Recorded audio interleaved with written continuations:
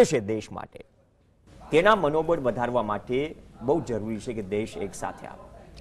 બિલકુલ સાચી વાત છે અને એ આપણા માટે આનંદની અને ગર્વની વાત છે કે અત્યારે દેશમાં બધા જ રાજકીય પક્ષો એક છે, પ્રજા પણ એક જ છે કે સરકારની સાથે છે અને વાયુસેનાએ જે કામ કર્યું છે એ બિરદાવવા લાયક છે. પણ સાથે સાથે આપણે એ જોવાનું છે કે વી શુડ નોટ બી કોમ્પ્લેસન્ટ, એટલે આપણે આનાથી સંતોષ માનીને બેસી રહેવાનું નથી. આ આતંકવાદ સામેની લડાઈ એ હજુ પણ ચાલુ રહેવાની છે અને એ વસ્તુ પણ લગભગ મને તો લાગે છે કે નક્કી છે કે હજુ આતંકવાદના હુમલા ચાલુ રહેશે. કારણ કે આતંકવાદ જે છે એનું મૂળ ક્યાં છે, જ્યાં સુધી મૂળ સુધી નહીં પહોંચીએ ત્યાં સુધી જે કોઈ કમાન્ડર હોય કે ઇવન અઝહર મસૂદને પણ મારી નાખીએ, આપણે બદલો લીધો એવું આપણને સંતોષ થાય, પણ એનાથી આતંકવાદ નાબૂદ થશે કે કેમ એ એક પ્રશ્ન ઊભો જ છે. અને આપણે કોમ્પ્લેસન્ટ એટલે સંતોષ માની અને પછી કાર્યવાહી એની બંધ કરી દઈએ એવું ન બનવું જોઈએ. એઝ અ નેશન, એક રાષ્ટ્ર તરીકે આપણે હંમેશા જાગૃત રહેવાની જરૂર છે. पति साहब, ये सब दृश्य हम सुबह से देख रहे हैं, जो जोश है, लेकिन होश से भी कभी कभी काम लेना पड़ता है और कुछ चीजें हमें वो भी देखनी पड़ेगी कि अंदर ही अंदर उलझनों में से जो उलझनें चल रही होती है या ऐसी सिचुएशन में चलती है, पास्ट में भी हमने देखा है, उस उलझन से बाहर आए और एक देश के तौर पे रिप्रेजेंट करे, खासकर ऐसे सिचुएशन में जब देश की पहली प्राथमिकता ये होती है पहले देशवासी एक साथ आए, बाद में हम देख लेंगे जो भी होगा. साहब, ये बहुत अच्छी बात सोची आपने पूछने के लिए. बिल्कुल सामने नजर आ जाता है, एक अपने मुल्क को डिवाइड कौन करता है? अपने ही पॉलिटिशियन डिवाइड करते हैं. अपने मुल्क को इकट्ठा कौन करता है? हमारे दुश्मन करते हैं. ये दुश्मन के एक्शन ने हमें इकट्ठा किया है. हमारा फर्ज बनता है कि ये जो जोश है इसको चालू रखना है और जो सिर्फ शाउटिंग में ही नहीं, एकता में रहना चाहिए और जोश के साथ होश को मत खो देना. जैसे हमारे एंकर अभी बात कर रहे थे, बीच बीच में कुछ चलती बातें हैं तो कुछ लोग बहती गंगा में हाथ धोने की कोशिश करते हैं. उसमें अपने जो वैर विरोध हैं पुराने, उनको सॉर्ट आउट करने की कोशिश करते हैं. इस जोश में कभी मैं अपने भाइयों को रिक्वेस्ट करना चाहता हूं या एडवाइस देना चाहता हूं कि इस जोश को कायम रखने के लिए होश मत खोना. किसी मुसलमान भाई के सामने उनको तू मैं मत करना, उसको चैलेंज मत देना. ये सिर्फ इंडिया पाकिस्तान रखना, ना कि मुस्लिम इंडियन हिंदू के अगेंस्ट खड़े हो जाना. आप इसके बिल्कुल चौकन्ने रहना. और मुसलमान भाइयों को मैं ये रिक्वेस्ट करूंगा कि ये एक टाइम है आपको बाहर मैदान में आने का और सबके साथ खड़े होने का, और ये जो जश्न है उसको सेलिब्रेट करिए उनके साथ. ये भारत आपका है, ये भारत आपने संभालना है. ये एक मैं मैसेज देना चाहता हूँ. और इसके साथ साथ एक और प्रण लीजिए. बोला गया कि आतंकवाद चालू रहेगा. आतंकवाद को बिछाड़ने के लिए कुछ एक्शन गवर्नमेंट ने लेने होते हैं, कुछ पब्लिक ने लेने होते हैं. गवर्नमेंट ने जो लेने हैं गवर्नमेंट ले रही है, वो है सीलिंग करनी, फंडिंग को बंद करना और वो चीज़ें हैं उनकी जो कश्मीर में जो घुस चुके हैं, जो बिगड़ चुके हैं, उनको संभालना. वार्निंग दे दी कि सरेंडर करो नहीं तो मारे जाओगे. वो काम करना. हमारा अभी क्या फ़र्ज बनता है, कोई भी जो बाहर से आदमी आता है, जब तक उसको छिपने की जगह नहीं मिलती अपने मुल्क में, वो कुछ नहीं कर सकता. वो जगह मत दीजिए, चौकन्ने रहिए. ताली दोनों हाथ से बजनी बंद होनी चाहिए. yes. जहां तक घाटी की बात की जाए, आस पड़ोस में आपके कोई ऐसी गतिविधि हो रही है जो डाउटफुल लगती है आपको, उस पर नजर रखिए. ठीक टाइम पे जाकर के पुलिस को खबर कीजिए कि ये एक घर है, इसमें कोई आता है जाता है, कब आता है कुछ पता नहीं चलता. आपने ये काम करना है. चाहे आप बस स्टैंड पे हो, चाहे रेलवे स्टेशन पे हो, चाहे कहीं भी हो, इसका कीजिएगा, आपका बहुत योगदान होगा अपने मुल्क के लिए। बाकी जो क्वेश्चन बढ़ता है कि ये आतंकवाद चालू रहेगा, बिल्कुल रहेगा, लेकिन अभी अभ्यास या जो हमारी कोशिश है अभी चालू हो चुकी है। उसका ये जो मैसेज दिया गया है पाकिस्तान को, या तो बंद करो या आए दिन हम आपकी बेइज्जती करेंगे, अंदर घुस के ऐसे ही मारेंगे। मैं एक भारतीय फौज को अपनी तरफ से कंग्रेचुलेट करना चाहता हूं, क्या भेजे से उन्होंने ये टारगेट सेलेक्ट किया है। टारगेट सेलेक्ट किया ऑक्यूपाइड कश्मीर में, क्रॉस किया, इंटरनेशनल बॉर्डर नहीं क्रॉस किया, वो लाइन ऑफ कंट्रोल को क्रॉस किया, और ऐसा टारगेट चुना जो नॉन मिलिट्री टारगेट है, और उसके ऊपर पिन पॉइंट अटैक किया। हमने एक पीस की वायलेशन स्ट्रिक्टली स्पीकिंग जो इंटरनेशनल लॉ के मुताबिक है वो नहीं की है। एक यूएनओ रेजोल्यूशन था कि आप क्रॉस मत करना, वो हमने की है because as a right of defence. एक चाटा ऐसा लगा इसकी महक अंदर तक जाएगी। महक किस ढंग में जाएगी? पाकिस्तान को ये खबर हो गई है कि या तो हम अपना जो टेरर हमने पाले थे, जो उनके हीरो थे, अभी वो विलन बन गए हैं, या तो उनको बंद करें, नहीं तो यही देखना पड़ेगा। मैं उम्मीद करता हूं वो बंद करेंगे, उनके ऊपर इंटरनेशनल प्रेशर आएगा। ઓકે, અત્યારે સ્થિતિ એવી છે ચૌહાણ સાહેબ કે મજબૂરી છે પાકિસ્તાનની કે જે હીરો તરીકે પાડ્યા હતા વિલન હવે તેના પણ કંટ્રોલમાં નથી। પરવેઝ મુશર્રફની આપણે સવારે પણ વાત થઈ હતી કે જે પ્રકારે ઇન્ડિકેશન આપ્યું હતું કે તમે એક વાર કરશો સામે 4 વાર કરશે। જો ક્ષમતાની વાત કરતા હો તો કોઈ બરાબરીનો કોઈ નથી, કોઈ પેલો અવકાશ જ નથી બંને દેશની વાત કરી। તમારી એ વાત બરાબર છે કે પાકિસ્તાન એ સામરિક દ્રષ્ટિએ યુદ્ધની જે પરિસ્થિતિ ઊભી થાય તો એમાં ઇન્ડિયા સામે ક્યાંય 10 મિનિટથી વધારે ટકી શકે એમ નથી, એ હકીકત છે। પણ એ લોકો આ એક પ્રોક્સી વોર ચલાવી રહ્યા છે ઇન્ડિયા સામે। હમણાં જે ભટ્ટી સાહેબે કહ્યું કે 1971નું જે યુદ્ધ થયું એના પછીથી એમણે એ શરૂઆત કરી છે, ખાસ કરીને જનરલ ઝિયા હકના ટાઈમમાં એમણે એ શરૂઆત કરી છે। અને ગઈ વખતની સર્જિકલ સ્ટ્રાઇક અને આજની જે સ્ટ્રાઇક એરફોર્સની જે સ્ટ્રાઇક છે એ બે વચ્ચે ડિફરન્સ એ છે કે ગઈ વખતે આપણે એલઓસી ક્રોસ નહોતી કરી, આ વખતે આપણે એલઓસી ક્રોસ કરી છે, પણ છતાં ઇન્ટરનેશનલ બોર્ડર આપણે ક્રોસ કરી નથી। એટલે વિધિન રૂલ્સ રહી અને આપણે કામ કર્યું છે। અને છતાં વિદેશ સચિવ ગોખલે સાહેબનું એક જે સ્ટેટમેન્ટ છે એ બહુ અગત્યનું બની જાય છે કે આપણી નોન મિલિટરી પ્રી એમ્પ્ટિવ એક્શન હતું, એટલે એમાં આપણી મિલિટરી એમાં સંડોવાયેલી નથી એવું એમનું કહેવાનું, ગોખલે સાહેબનું કહેવાનું થાય છે। એનો મતલબ એમ કે અમારી એક્શન છે મિલિટરી એક્શન નથી, પણ અમે આતંકવાદીઓને ઝેર કરવા માટે, આતંકવાદીઓના કેમ્પ તોડવા માટે અમે આ એક્શન લીધેલી છે અને એ એક્શન આપણી સફળ થઈ છે। એવા અત્યાર સુધીના જે રિપોર્ટ છે એ બદલ વાયુસેનાને ખૂબ ખૂબ અભિનંદન। અને દેશની પ્રજાએ પણ જે એકતા બતાવી છે એ માટે દેશની તમામ પ્રજા, તમામ પક્ષો, શાસક પક્ષ, વિરોધ પક્ષ, બીજા પક્ષો દરેકને પણ અભિનંદનને પાત્ર છે।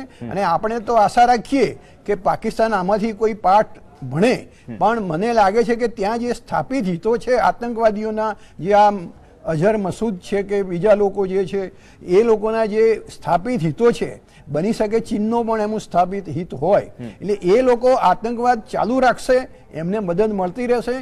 માટે ભારતે હવે એક્શન લીધી, હવે આતંકવાદની કમર તૂટી ગઈ છે, આતંકવાદનો ખાત્મો બોલાઈ ગયો છે, એવો સંતોષ લેવાને બદલે સમગ્ર રીતે જાગૃત રહેવાની જરૂર છે। અને ચૂંટણીમાં પ્રજાના વોટ મેળવવા માટે આનો ઉપયોગ ના થાય એ પણ એટલું જ જરૂરી છે, એ પણ એટલું જ જરૂરી છે, કારણ કે એનાથી પ્રજા ગેરમાર્ગે દોરાઈ જાય અને ખોટા રસ્તે જતી રહે। એના કરતાં દેશ માટે શું જરૂરી છે એ પૂરેપૂરું વિચારી, એનાલિસિસ કરી અને પછી આગળ વધવાની અને એક મેસેજ એ પણ છે કે લક્ષ્મણ રેખા ક્રોસ કરવા માટે મજબૂર ન કરો। ભલે પાકિસ્તાનની મજબૂરી હોય, પાકિસ્તાની સરકારની મજબૂરી હોય, પરંતુ જો અમે ધારીએ તો આતંકી કેમ્પ્સ કે आतंकियों हमारा टारगेट थी दूर नहीं।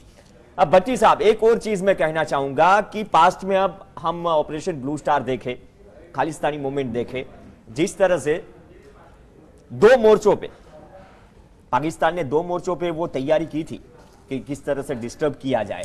अब देखिए, देखने वाली चीज ये है इसमें कि वहां तो वो नाकाम हो गए, अब जहां तक घाटी की बात की जाए, घाटी में अगर मैंने पहले भी बात की कर दोनों हाथ से ताली नहीं बजेगी तो शायद दोनों ओर से, मैं नहीं बोलता हूं कि परमानेंटली, लेकिन कुछ टाइम के लिए ऐसी चीजें रुक जाएंगी, और ये अगर चीजें रुक गई तो काफी बड़ा धक्का लगेगा इन नापाक इरादों को। ठीक बात है, ये पक्की बात है जो कही गई है। अभी अपना फोकस गवर्नमेंट का, आर्म्ड फोर्सेस का, पब्लिक का एक ही होना चाहिए। कश्मीर हिंदुस्तान का अटूट हिस्सा है। हम ये लड़ाई जो टेररिज्म के अगेंस्ट कर रहे हैं, कश्मीर और कश्मीरियों के लिए कर रहे हैं, ना कि उनके अगेंस्ट कर रहे हैं। मैं रिपीट करता हूं, ये कश्मीरियों के अगेंस्ट नहीं है ये लड़ाई, वो आपके भाई हैं। कुछ जो एक उल्टे रास्ते में चले गए हैं, उसके कुछ कारण होते हैं। वो कारण बहुत सारे मैं नहीं बढ़ाऊंगा। वो एक ये भी कारण था कि हमने हिंदुस्तान में कुछ माइनॉरिटी के ऊपर हमारे कुछ लोगों ने जोश में आकर के कुछ धक्का मुक्का किया, उसका काउंटर फैक्ट वहां पर कुछ और आया। उनको बाहर से सपोर्ट तो आ ही रही थी, वो और चालू खड़े हो गए। उनको अभी ये आइसोलेट करके बाहर से जो उनको फाइनेंशियल या फिजिकल हेल्प आती है उसको बंद करके उनको अंदर अंदर जो लोग फिर भी ना कंट्रोल में आए उनको खत्म करना होगा फिजिकली। मैं कश्मीरियों के साथ ये रिक्वेस्ट करूंगा कि आप भाइयों इसके साथ कोऑपरेट करिए। बड़े बड़े जो पॉलिटिशियन हैं आप भी कोऑपरेट करिए।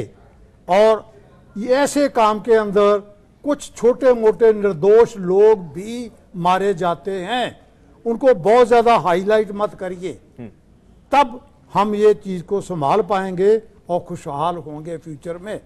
और ये काम भी समझने की जरूरत है कि इरादा और हथियार उन लोगों का है, कंधा हमारा है। यस, बिल्कुल सच बात। आप आर्म्ड फोर्सेस के अलावा मैं ये कहूंगा कि आपको एक लीडर मिला है श्री नरेंद्र भाई मोदी के तौर पर। मैं ये कहूंगा उनका इरादा, उनकी ऑनेस्टी, उनकी ईमानदारी, जैसे 1971 में ट्रू भारत रत्न इंदिरा गांधी जी थी, आज श्री मोदी जी भारत के भारत रत्न हैं। और उनको सपोर्ट कीजिए, हर सिस्टम में जो भी डिसीजन लेते हैं उनके साथ खड़े होइए। जय हिंद। और जब ब्लैक मनी की बात की जाए तब तक चौहान साहब, जब तक घाटी में पैसा बैंक के माध्यम से नहीं आता है, अब अलगतावादियों की बात की, जिस तरह से उसकी सिक्योरिटीज को खींच लिया, बाद में उसको धर भी लिया, लेकिन जो फंडिंग आता है घाटी में, एक चीज है कि एक तरफ एम्प्लॉयमेंट है, एक तरफ ब्रांड वॉशिंग है, एक तरह से जिस तरह से भट्टी साहब ने बात की कि थोड़ी सी गलती यहां से भी हुई है, तो ये चीज के लिए ये भी जरूरी है कि वो फंडिंग पे जिस पे ब्रेक लगेगी। मैंने इसलिए बोला कि परमानेंट सॉल्यूशन तो दूर की बात है, मतलब लंबी लड़ाई है, लेकिन कुछ 1 साल 2 साल 5 साल के लिए अगर वो धक्का भी लग गया तो काफी कुछ, जब तक हम किसी भी सरकार के एजेंडे की बात की जाए, क्योंकि जो भी कश्मीरी नौजवान है जो जिसको सही धारा में लाने की कोशिश की जा रही है, आ भी चुके हैं, तो उसमें शायद बढ़ोतरी होगी आने वाले टाइम में। આપની વાત બરાબર છે। અત્યારે આપણે એ પોઝિશનમાં છીએ કે પાકિસ્તાન પણ એક મિલિટરી સ્ટેટ છે, એક વસ્તુ મિલિટરી દેશ છે, એની પાસે પણ અણુબોમ્બ છે, એક વાત, એટલે એની સાથે ખુલ્લું યુદ્ધ થઈ શકે નહીં। બીજી વાત, રશિયા જેવું, રશિયા એનાથી 14 જેટલા દેશો અલગ પડી ગયા હતા અને એના માટે અમેરિકા અને યુરોપિયન યુનિયન એની જે મુત્સદીગીરી છે એ કામમાં લાગી ગઈ હતી। એમાં એક પણ ગોળી છોડ્યા વગર એનાથી 14 દેશ અલગ પડી ગયા હતા। આજે પાકિસ્તાનમાં ઇન્ટરનલી જોવા જાઓ તો ઘણા બધા વિખવાદ છે। અત્યારે આપણે જોઈએ છે કે ઇમરાન ખાન મુર્દાબાદ એવા ત્યાંની સંસદમાં પણ નારા લાગી રહ્યા છે। જ્યાં સુધી ફંડિંગનો સવાલ છે ત્યાં દેશ તરીકે જે દેશોને પાકિસ્તાનમાં રસ હોય એ લોકો એને ફંડિંગ કરવાના છે। આપણે ઈચ્છીએ કે ન ઈચ્છીએ, હમણાં જ સાઉદી પ્રિન્સ જે આવ્યા એ એમને $20 મિલિયન સહાય આપીને ગયા અને એના બીજા ત્રીજા દિવસે ઇન્ડિયામાં પણ આવેલા। એ જ રીતે ચાઇના તરફથી પણ એને ઘણું બધું ફંડિંગ મળી રહ્યું છે. એટલે ફંડિંગ તો એ મળવાનું જ છે, પણ આપણે મુત્સદીગીરીની રીતે પોલિટિકલી પાકિસ્તાનને આઇસોલેટ કરી અને જો પાકિસ્તાનના 3-4 ટુકડા કરી શકતા હોઈએ, અત્યારે એમનો ત્યાં બલુચિસ્તાનનો એક ઘણો બધો પ્રશ્ન ચાલી રહ્યો છે, તો એ મુત્સદીગીરી ઉપર આપણે જવું જોઈએ. જો આપણે મુત્સદીગીરીથી આતંકવાદીઓને પાકિસ્તાનથી અલગ પાડી શકતા હોઈએ, પાકિસ્તાનને અલગ ઢલગ કરીએ એ જુદી વાત છે, પણ આતંકવાદીઓને પાકિસ્તાનથી અલગ ઢલગ કરીએ એ વધારે ઈચ્છવા યોગ્ય છે કે જેથી પાકિસ્તાન સાચા રસ્તા ઉપર આવે, આપણી સાથે ફ્રેન્ડશીપ કરે. બાંગ્લાદેશ છે દાખલા તરીકે, એ મુસ્લિમ દેશ છે, છતાં પણ એ આપણી સાથે અત્યારે સારી ફ્રેન્ડશીપ છે. અને પાકિસ્તાનના જ્યારે ટુકડા થયા ત્યારે એ વખતના ઈસ્ટ પાકિસ્તાન, હાલના બાંગ્લાદેશમાં એ મુસ્લિમ જ હતા, પણ છતાં એ લોકો સાથે રહી શક્યા નહીં. અને એમાં ઇન્દિરાજીની મુત્સદીગીરી વત્તા આર્મીનું કામ, એ બંને કામ લાગી ગયું. એટલે આ જ રીતે પહેલી વાત એ છે કે જો આપણે કરી શકીએ તો આતંકવાદીઓને પાકિસ્તાનથી અલગ થલગ કરો, એક વાત. બીજી વાત, પાકિસ્તાનના ટુકડા કેમ થાય, જો પાકિસ્તાન ન માને તો એ દિશામાં પણ આપણે મુત્સદીગીરી કરવી જોઈએ. અને જેમ સોવિયત રશિયાના ટુકડા થઈ ગયા એક પણ બુલેટ ચલાયા વગર, તો એ રીતે પણ આપણે કોશિશ કરવી જોઈએ. બાકી પાકિસ્તાન આપણા માટે હાલ એક દુશ્મન દેશ છે, તો એ આપણા ટુકડા કરવા માટે પણ એ કોશિશ કરશે. એવું જ એમણે પહેલાં ખાલિસ્તાન માટેનું આંદોલન ચલાવડાયું, પછી હાલ જે આતંકવાદીઓને એ સીધી આડકતરી રીતે મદદ કરી રહ્યું છે, એ જ રીતે ચાઇના આપણી માટે દુશ્મન છે. અત્યારે અરુણાચલ પ્રદેશમાં ઘણી મોટી ગરબડ ચાલી રહી છે, ત્યાંના ડેપ્યુટી CM સુધીનું ઘર બાળવામાં આવ્યું છે. એટલે જે આપણા દુશ્મન દેશો છે એ આપણને તોડવાની કોશિશ કરવાના છે. એટલે એના માટે થઈને આપણે ભલે પક્ષાપક્ષી અંદર લોકશાહીની દ્રષ્ટિએ કરીએ, પણ દેશ તરીકે આપણે એક રહીએ એ બહુ જરૂરી બની જાય છે. અને આ દરેક આ વસ્તુ જે ભાટી સાહેબે હમણાં કહ્યું કે ભાઈ મુસ્લિમો આપણા દુશ્મન નથી, કાશ્મીરીઓ આપણા દુશ્મન નથી, કે કોઈ શીખ પારસી જે કોઈ લઘુમતીઓ હોય એ આપણા દુશ્મન નથી. આપણા હિન્દુઓ પણ અંદર ઘણા બધા ડિવાઇડેડ છે. બધાએ એક એઝ ઇન્ડિયન, એક ભારતીય તરીકે બધાએ એક થઈ અને આ કટોકટીની ક્ષણોમાં પાકિસ્તાનને, આતંકવાદીઓને જવાબ આપવાની જરૂર છે. અને તો જ આપણે સાચી રીતે કહી શકીશું ભારત માતા કી જય, વંદે માતરમ. અને કદાચ આ જ નારાઓ ગુંજે છે, આ જ નારાઓ કદાચ 14 તારીખે જે ડિમોરલાઇઝ થયા હતા દેશના તમામ નાગરિકો, કદાચ આ જ પ્રકારની ઘટના દેશને એક અને મજબૂત કરતી હોય છે. 12 દિવસ બાદ એર સ્ટ્રાઇક થાય છે પાકિસ્તાન પર, પાકિસ્તાનના 3 સ્થાન પર POKમાં, કેમ કે અત્યાર સુધી 71 બાદ આટલા અંદર ઘૂસીને મિરાજ એર સ્ટ્રાઇક કરી નથી. અને આ એક સ્ટ્રિક્ટ મેસેજ છે કે આતંકનો માર્ગ બંધ નહીં કરો તો અમે આનાથી પણ આગળ વધીશું. આ સાથે જ આ એર સ્ટ્રાઇકથી એ પણ ઉદાહરણ પૂરું પાડ્યું કે દેશ એક છે. એક બ્રેક માટે રોકાઈશું, દરેક અપડેટ સાથે ફરીથી પાછા મળીશું, કેમ કે જે રિએક્શન આવતા રહેશે, જે પાઠ ભણાવ્યો છે, શરૂઆત છે, અન્ય સહયોગી આ તમામ મુદ્દાઓને આગળ વધારશે. રોકાઈશું બ્રેક માટે.